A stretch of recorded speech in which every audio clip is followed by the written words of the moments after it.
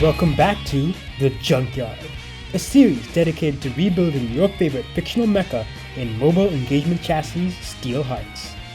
And I've had enough of all the real robots. Let's burn everything up with a good old-fashioned super robot. And what better mech to represent it than the invincible Iron Castle, Mazinger Z! Mazinger Z is one of the first giant robots in anime that had been piloted internally instead of by remote control, and kind of created the super robot genre. This guy is even more classic than the Gundam. This mech is the super robot built by Dr. Kabuto Juzo for his grandson, Kabuto Koji, to pilot against the nefarious Dr. Hell and his conquest for world domination. Powered by the fantastical Photon power engine and outputting over 900,000 horsepower on a good day, this thing has the potential to become either a god or a devil, depending on who pilots it. Our design goals are going to lean into this. It's gotta be near indestructible, what with its Chogokin Z armor. We also want several different ways to turn our foes to ash, and don't want to rely on gimmicks to do it. Simple brute force. Our rules are simple. 1. Restart as all 6 parts, fully constructed and upgraded after decades of fighting mecha beasts. 2. All parts from the mechanic shop are available, including our first ever fabled part for this iconic super robot. And 3. 150,000 credit limit for upgrades. The Mazinger Z was the cutting edge of technology upon construction, but it's been a while since then. We're scrabbling together parts from nothing but the toughest of mechs, such as the Rescue Tech, Exorcist, Arbalist, Cosmonaut, and Diver, and a possible guest appearance from the Berserker. We'll get to that guy when we get there. Normally, starting with the option part is where it's at, but we're actually going to start with what's arguably Mazinger's most iconic part, the PILDER, a detachable vehicle that also doubles as Mazinger Z cockpit. What else can this be but the noble super robot helm? As a legendary part, it adds +2 soak and lets you use a 2-handed weapon in one hand. Believe it or not, we actually don't need this incredibly busted passive for our build, but it is going to be a fun surprise tool for later, so keep it in mind. It also changes the way your pilot is located, from the core to the helmet, and is detachable. So your core braking is actually fine, but if your head breaks, then you gotta deal with knocked out sensors and the school bus sized fist that's currently trying to make contact with your soft human body. Next, we're taking the firefighter core for the Mazinger's Heat Sinks.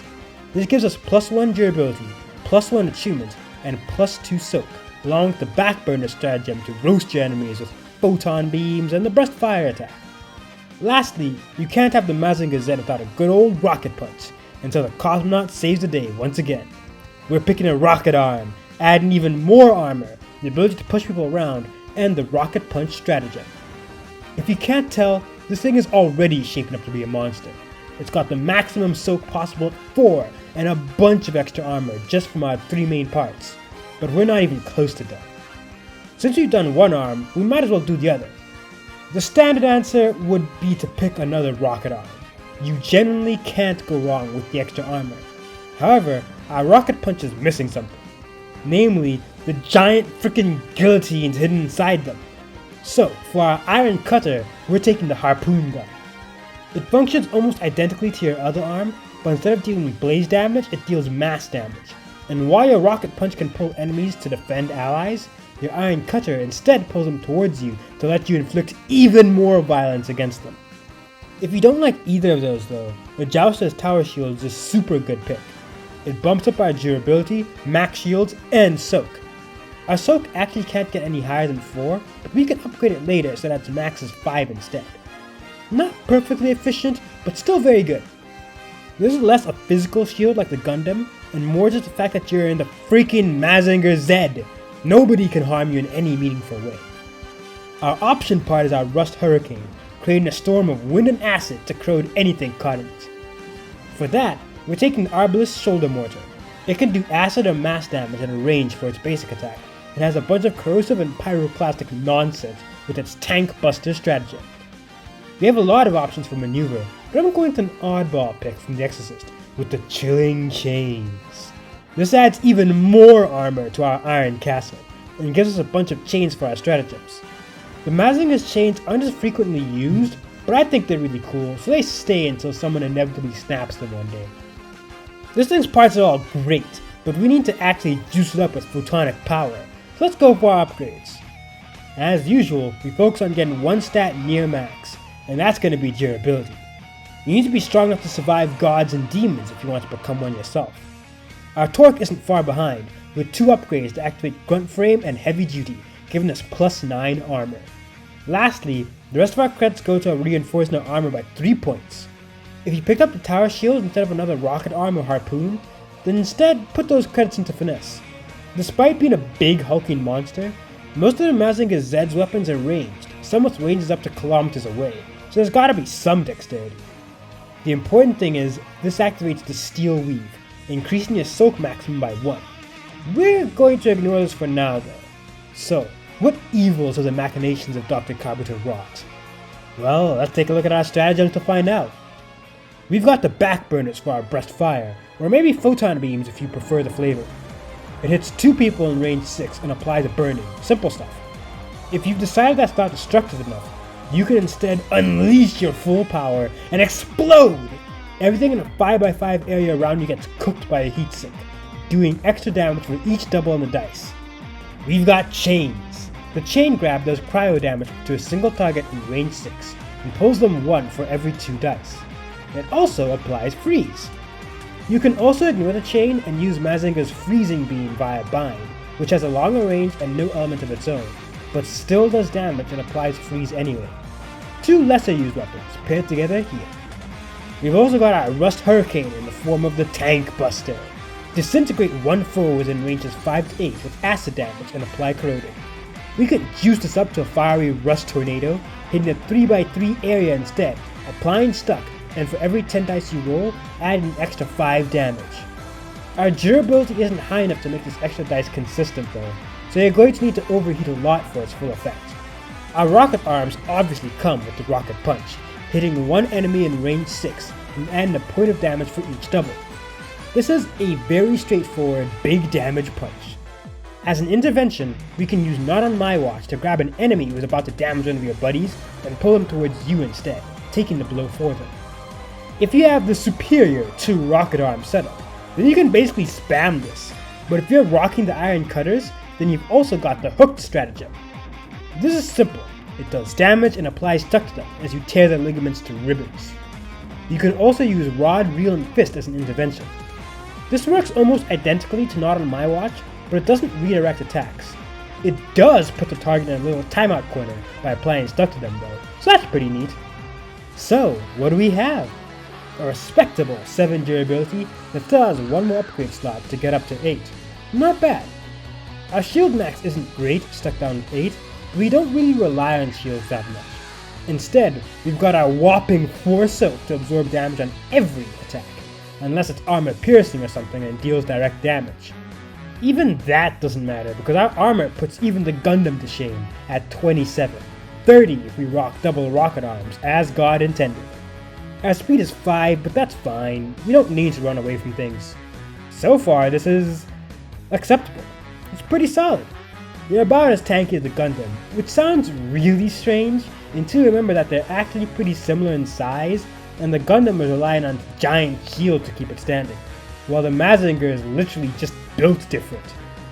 You don't have a lot of ways to nullify damage to yourself, but you can nullify damage to your allies, and you mostly don't care about it anyway because you've got so much armor and soak.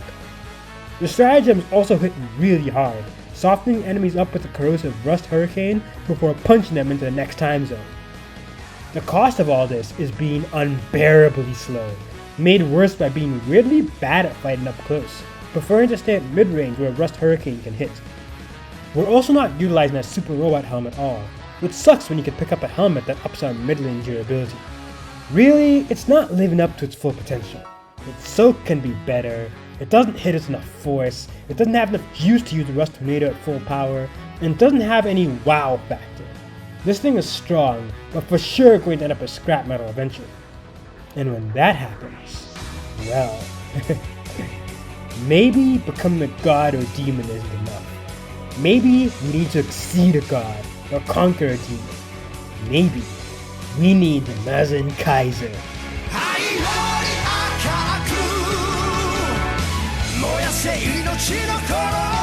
The Mazinkaiser is our mid-season upgrade right here, and you can make it super easily by modifying the Mazinger Z.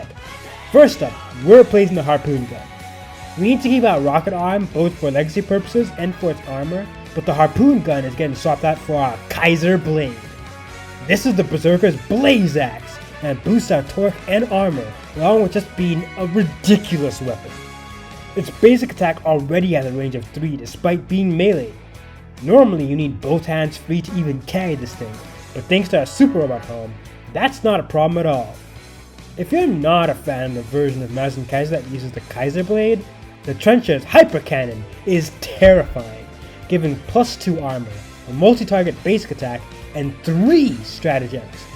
This is where your Kaiser Nova comes from. Second, we're getting rid of the chilling chains. Mazinkaiser does have a glacial beam, but no chains, and our armor has still been bumped up slightly anyway. Instead, we're taking the Berserker's rage engine and activating the steel weave via finesse upgrade. In the campaign, this will just be an extra upgrade you buy, as there's still plenty of space for it. Anyway, our soak is now 5, with parts that have extra soak in case of damage.